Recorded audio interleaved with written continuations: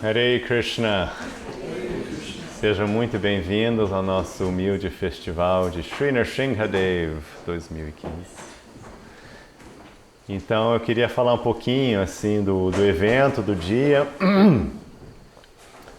e alguns aspectos que a gente celebra dessa vinda desse Avatara, Sri Nrsimhadev. Bom, como toda a história de um Avatara tem um era uma vez. Então era uma vez. Como vocês sabem, vocês já repararam aqui no mundo, tem uma...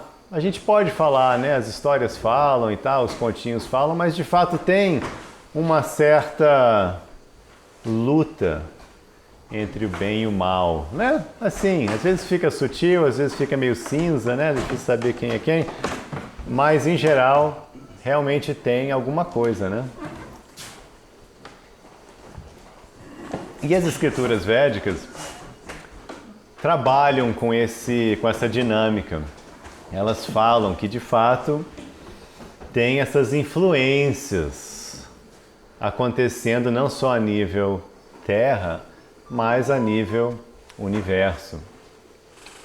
E mais curiosamente, né, essas escrituras védicas são as únicas escrituras antigas, nossas, assim, no mundo, que falam mesmo de vidas em outros planetas e falam de um universo todo populado, não são limitadas ao planeta Terra. Elas falam realmente de um universo concorrido.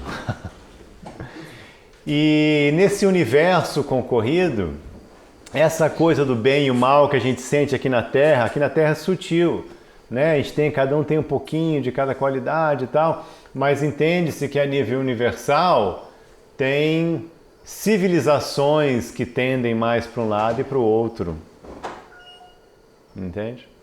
E eles dão um nome para essas civilizações um pouco do mal, são chamados Asuras.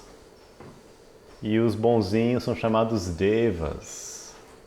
Então, na cosmologia védica, tem esse jogo. Regiões onde predominam Asuras e regiões onde predominam os Devas, e a Terra fica mais ou menos no meio disso, fica esse jogo. E o que acontece de tempos em tempos é que os Asuras, esse pessoal um pouco do mal, eles se empolgam de tomar conta, né? O equilíbrio se perde e eles tentam dominar o mundo, dominar o universo. Mas essa história de Nrsimhadev é um caso extremo desse desequilíbrio. Nesse caso, até por próprio arranjo, né? Krishna queria assim mesmo para fazer uma história bem dramática.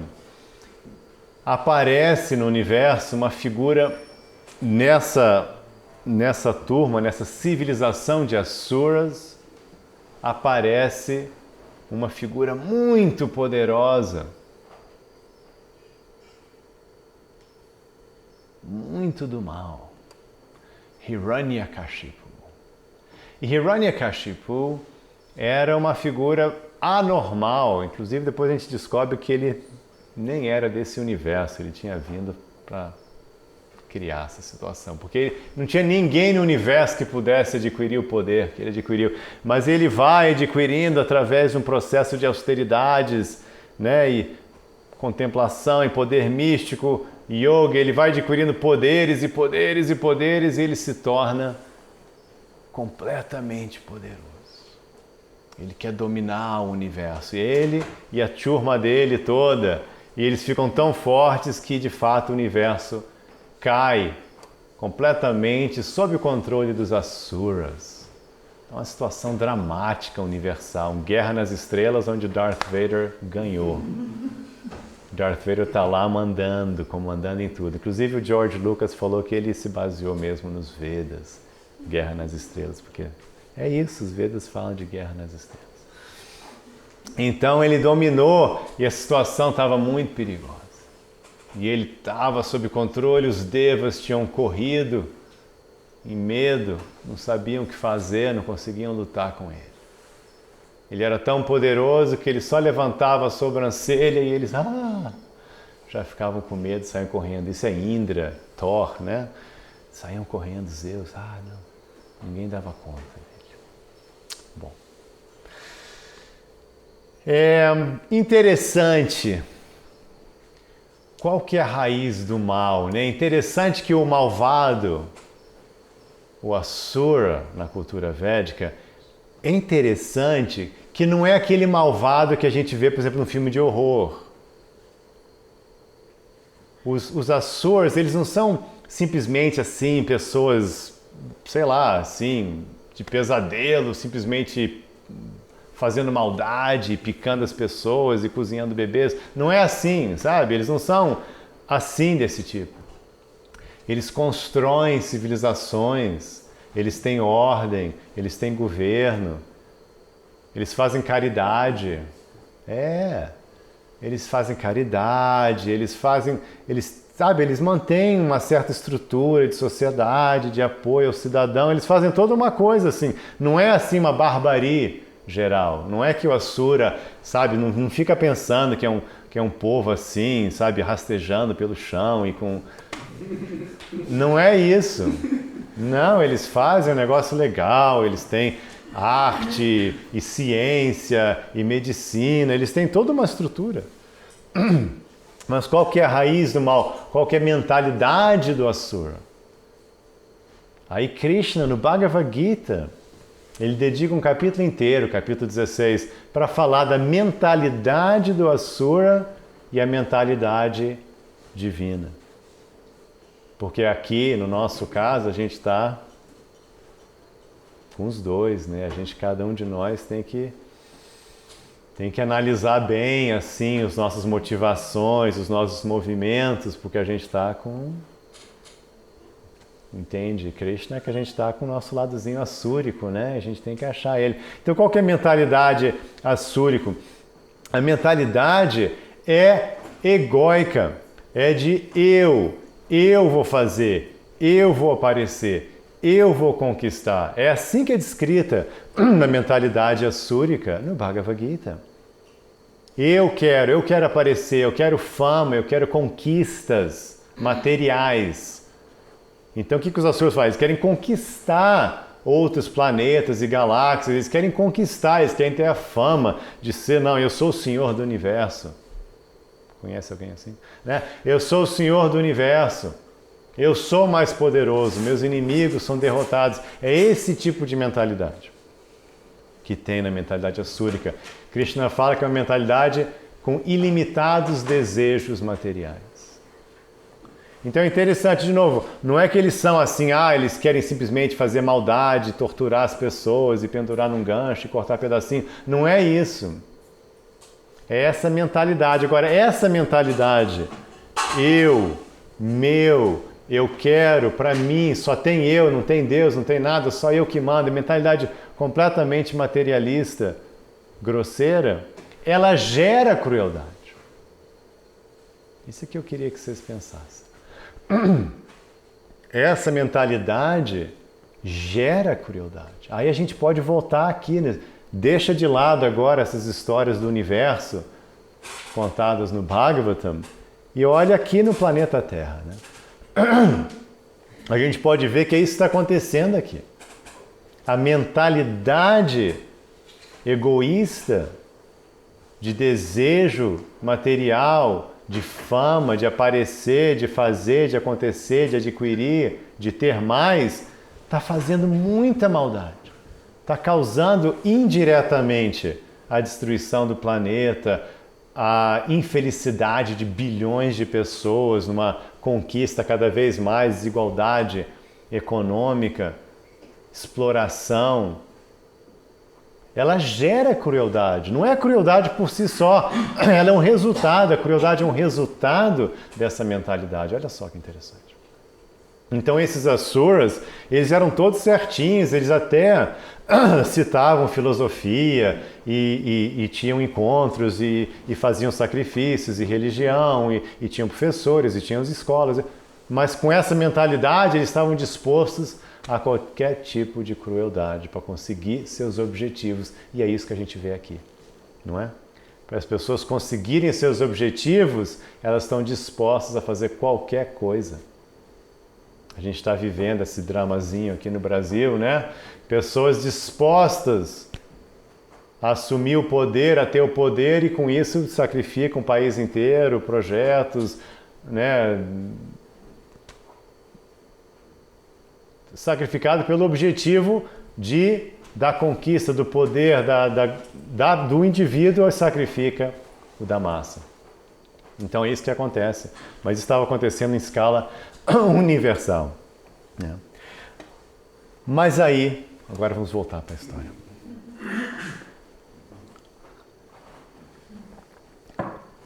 No drama, imagina só então, esse Hiranyakashipu, esse ser todo-poderoso, o rei dos Asuras, o senhor do universo, controlando todos e todos, e os devas com medo dele.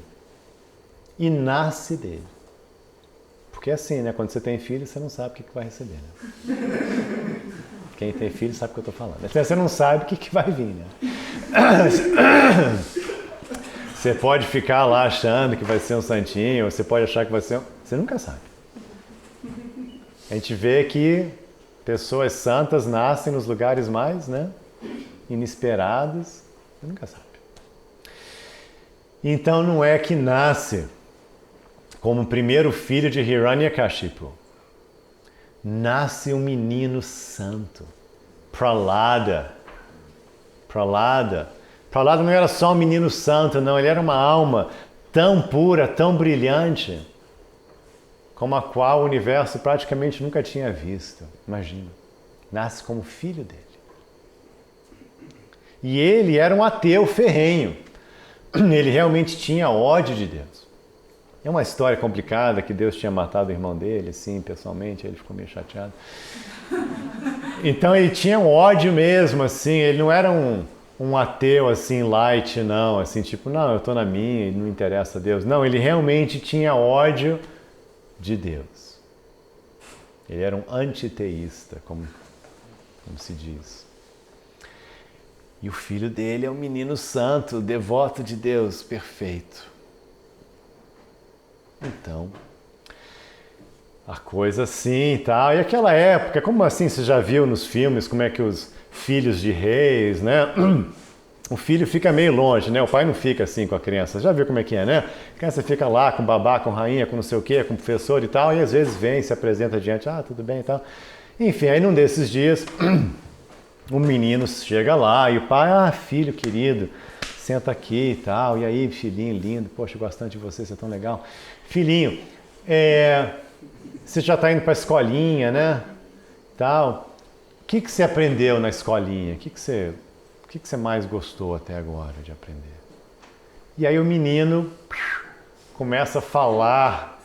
Aprendi que tudo vem de Deus, Deus é maravilhoso e tal.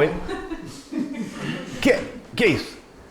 Aí, que é isso, moleque? Que papo é esse? Aí ele chama a escola lá, chama a professora lá, né? Vai lá na fada madrinha. Que papo é esse? O que está acontecendo aqui? Aí os professores dizem, não, senhor Hiranyakashipu, por favor, calma. A gente não fez nada, não. A gente imagina, a gente é da sua turma, a gente nunca... Que isso? A gente também é ateu. Não. Aí ele falou, vocês educam meu filho direito, hein? Educa meu filho direito, eu não estou pagando vocês para ficar aí, virar Hare Krishna, pelo amor de Deus. Educa meu filho direito. Aí eles, tá bom, aí passou, né? Tá bom, aí passa o tempo, né? Aí vai, aí volta.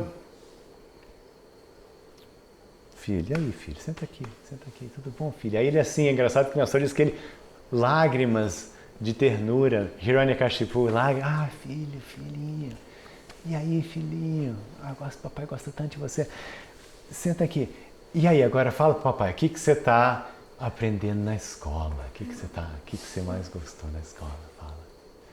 Aí Prahlada fala um verso muito famoso, muito bonito, ele fala assim As 9 maneiras de servir a Deus. Papai, aprendi que você pode servir a Deus como servo, como amigo, cantando, servindo a deidade. O quê? Aí ele fala, que absurdo!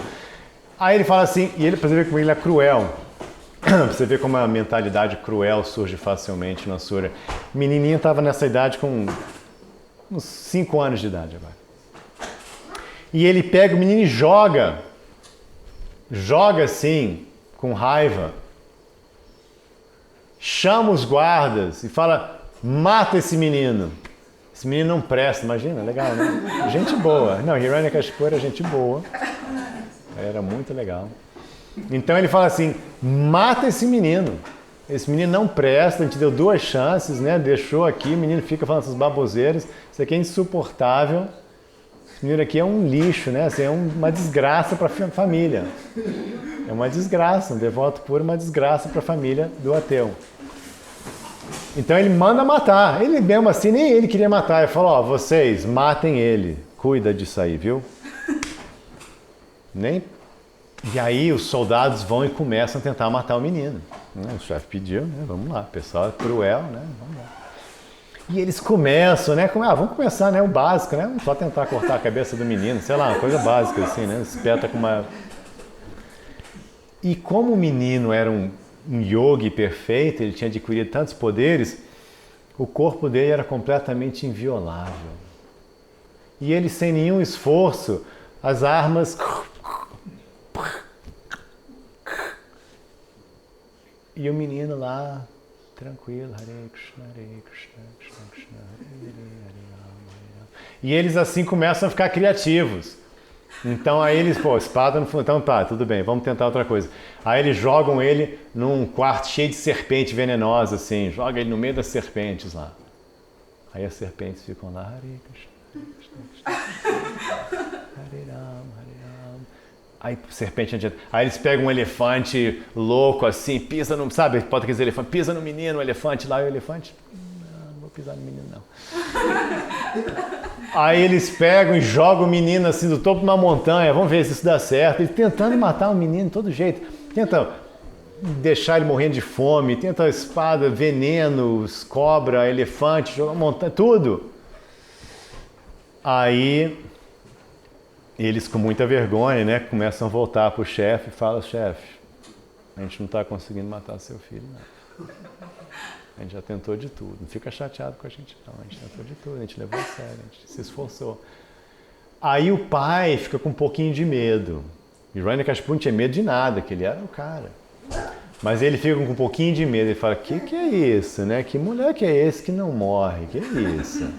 Aí ele fica um pouquinho de medo, tava aquela situação embaraçosa que os caras não conseguiam matar ele. Aí o guru dele chega lá e fala assim, eles também tem guru. O guru fala assim, o senhor Hiranyakashipu, dá um tempo, ele é jovem ainda. Vamos deixar de lado isso, ficou uma situação chata, né? Quer matar, não consegue matar, vamos deixar de lado, o tempo cura tudo. Deixa de lado um pouquinho. Vamos fingir que... Esquece. Todo mundo esquece. Deixa o menino mais um pouquinho. Vamos mais nas quadras. A gente vai tentar mais, a gente vai ficar mais atento lá. Quem sabe, né? Ele vai crescendo, a coisa melhora, né?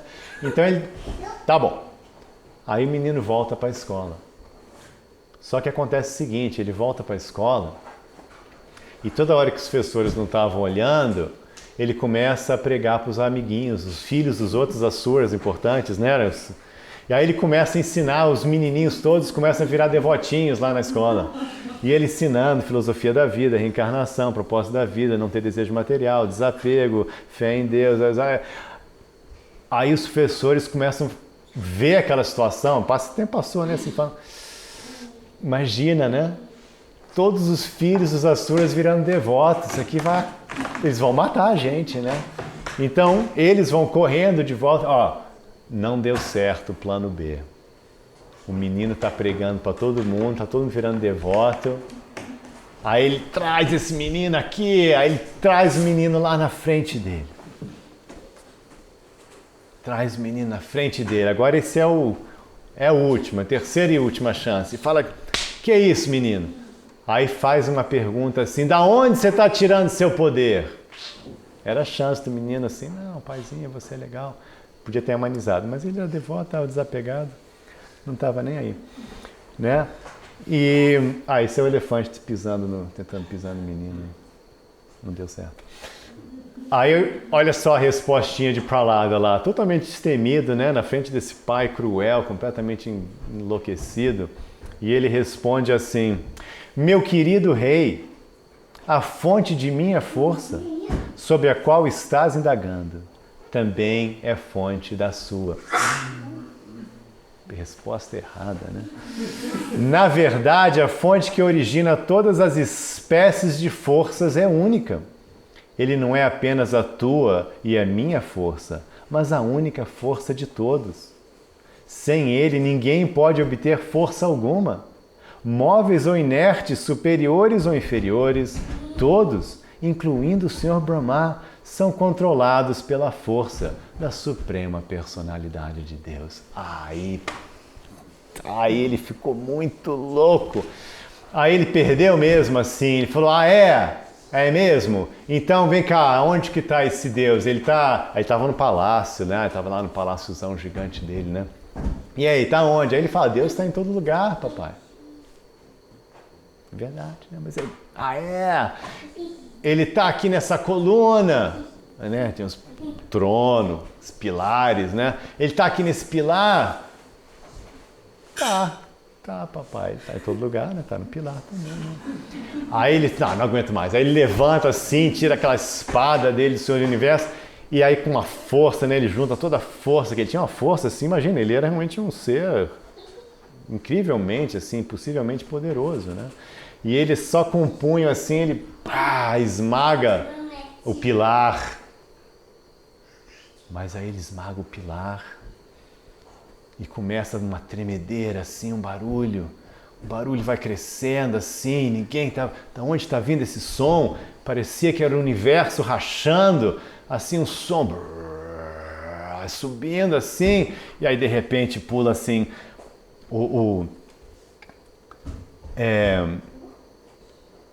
pula assim Nrsingadev da coluna. Pula Nrsingadev da coluna. E luta. Aí Nrsingadev, essa forma, Deus, ele aparece lá só para dramar, só para fazer um drama legal. Ele aparece numa forma assim bem especial, meio homem, meio leão. Essa forma que a gente tem no altar ali na esquerda. Aí ele aparece nessa forma e acaba com Hiranyakashipu. Só para restabelecer a ordem do universo, mas de uma forma bem dramática. E aí Nrsingadev, Prahlada Maharaj, ele ensina mais. Ele fala assim, a Suprema Personalidade de Deus, que é o controlador supremo e o fator tempo, é o poder dos sentidos, o poder da mente, o poder do corpo e a força vital dos sentidos. Sua influência ilimitada, ele é a melhor de todas as entidades vivas, o controlador dos 3 modos da natureza material. Mediante seu próprio poder, ele cria, mantém e, enfim, aniquila esta manifestação cósmica. E aí ele continuou. Meu querido pai, por favor, abandone tua mentalidade demoníaca. Em teu coração não discrimines entre amigos e inimigos. Procura ter uma mente equânime com todos. Olha só essa frase. A não ser a mente descontrolada e descaminhada, não existe inimigo algum neste mundo.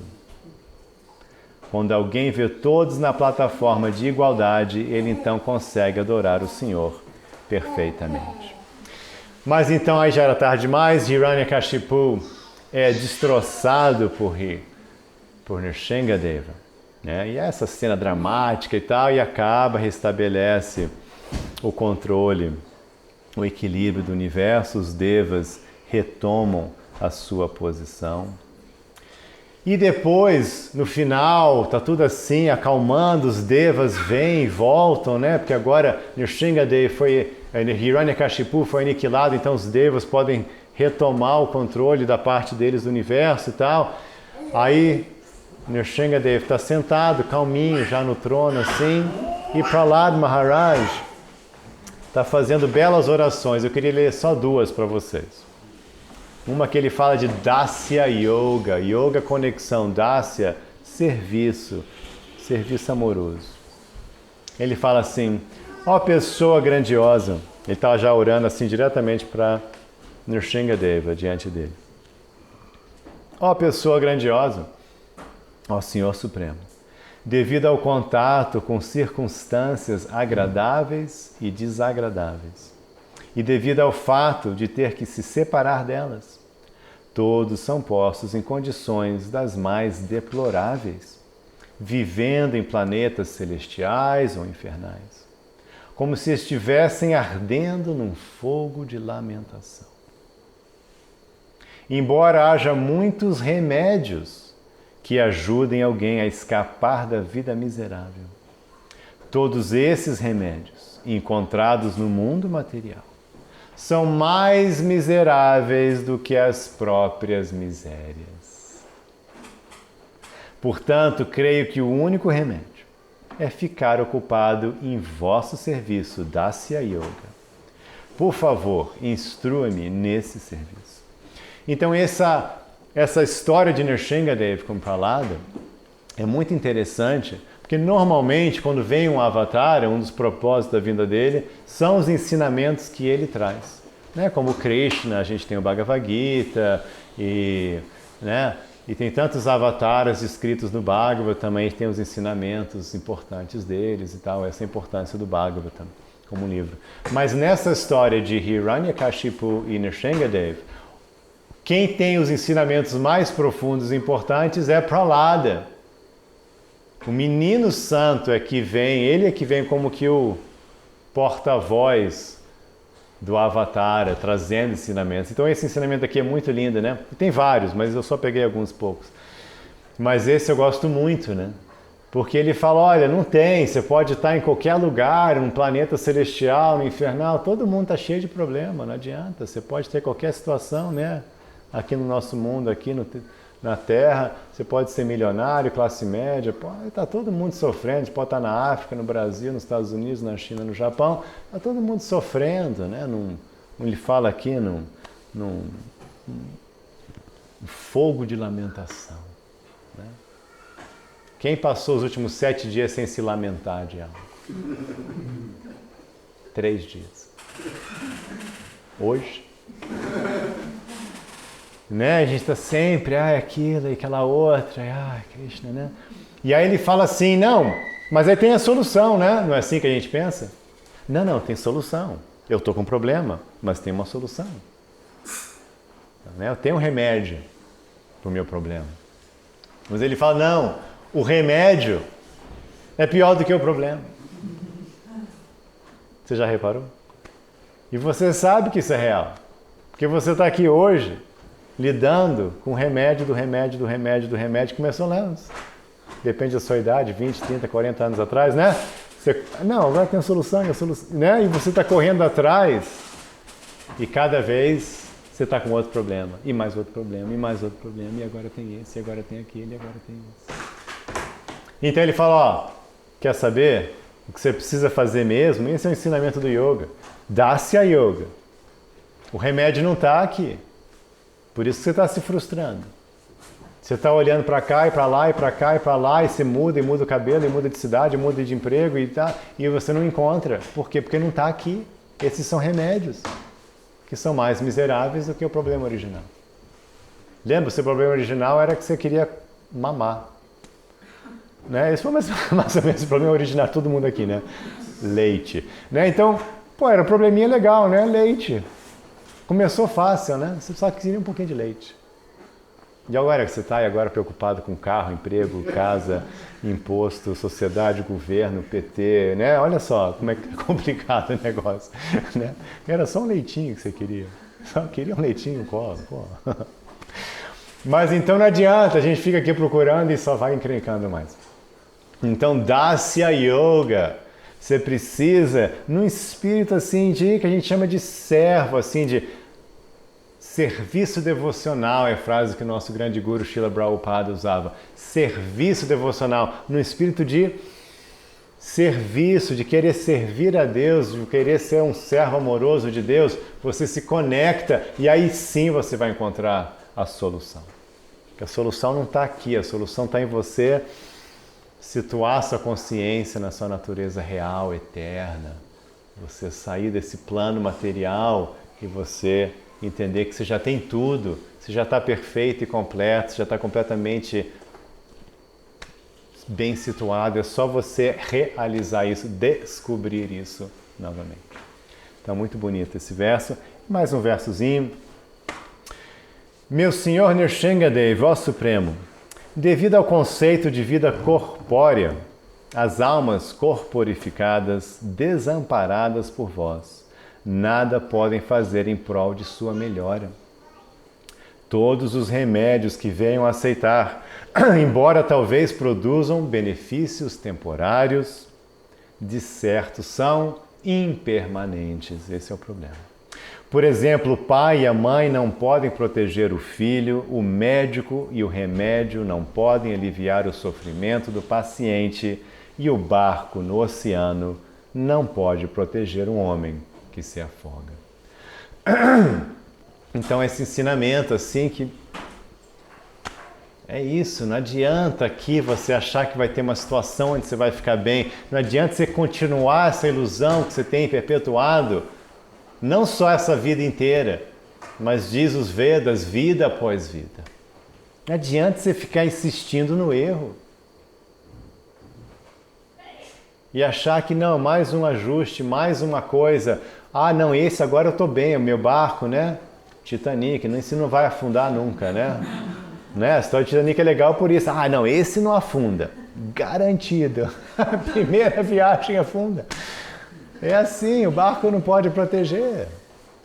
E os pais, né? A gente tenta proteger a criança, mas no fundo você vai fazer o quê, né? Você não tem, o que você pode fazer? Não está na nossa mão. A gente faz, não, mas não está na nossa mão.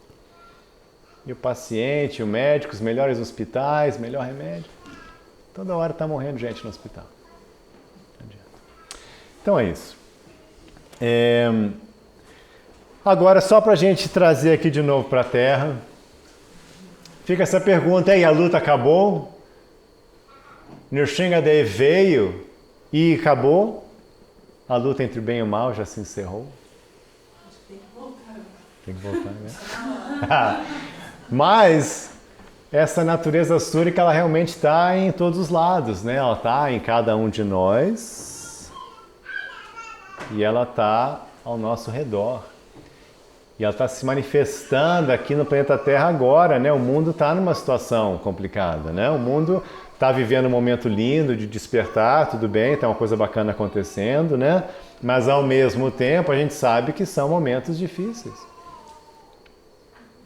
A gente está com bilhões de pessoas sofrendo, tem, né, crianças morrendo, tem situações horríveis, tem o planeta sendo destruído, oceanos morrendo, florestas acabando, desigualdade social aumentando, não diminuindo, democracia em queda, a democracia está ficando em desfavor, governos totalitários em crescente domínio no mundo, né? Meio ambiente desaparecendo. Então, o chamado é esse, isso aqui é bacana, tem um chamado. O chamado é esse, você vai ajudar o Avatar ou não vai? Você vai participar da luta ou não? Cada um de vocês pode participar. E não adianta participar propondo remédios que vão ser pior do que o problema. Não adianta participar na mentalidade igual a que gerou o problema. Essa é o que a gente está dizendo. Essa é a nossa mensagem. Nossa mensagem de transformação do planeta não é que, não basta você simplesmente propor novos remédios, isso aí é a mesma coisa. São impermanentes, eles vão trazer outros problemas. Você tem que mudar a mentalidade, de mentalidade assúrica, uma mentalidade divina. Mentalidade yógica. Mentalidade de ver a igualdade de todos, de preservar, de realmente pensar no bem, de realmente querer servir, de fazer seu dharma, de querer ajudar e não querer conquistar e não querer acumular mais e mais e não querer fama e posição. Não adianta você falar que você vai resolver o mundo com a mesma mentalidade de Hiranyakashipu. Ele também, como eu falei, ele também construiu escolas, ele também tinha hospitais, ele também tinha programas sociais. Não adianta. Então fica esse chamado nesse dia de Nrsingadev, esse Nrsinga Chaturdasi, a gente pensar, né? Poxa, eu posso participar. Eu posso fazer parte do time do Avatara. E não do time de Hiranyakashipu. Porque só tem dois, mais ou menos. Você tem que escolher um lado. Você está em qual lado? Você está no lado de Hiranyakashipu ou de Nrsingadev? Krishna, o Supremo. Esse é o chamado que eu queria deixar com vocês aí. O que você pode fazer? De novo, não para propor novos remédios, mas para realmente mudar a consciência das pessoas. Para que elas possam mudar o mundo. Nrsinga Chaturdasi ki jai, Srila Prabhupada ki jai, Hare Krishna.